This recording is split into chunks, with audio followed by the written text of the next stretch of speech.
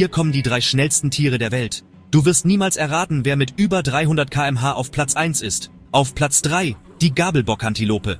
Dieser nordamerikanische Renner kann bis zu 88 km pro Stunde erreichen. Das ist Autobahntempo, auf 4 Beinen. Stell dir vor, so schnell wie auf der A100. Nummer 2. Der Fächerfisch. Unter Wasser schießt dieser Fisch mit bis zu 110 km pro Stunde durchs Meer.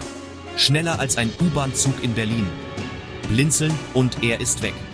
Und schließlich, das schnellste Tier der Erde, der Wanderfalke. Im Sturzflug bricht dieser Vogel alle Rekorde mit wahnsinnigen 390 km pro Stunde. Das ist schneller als ein Formel-1-Wagen auf dem Hockenheimring.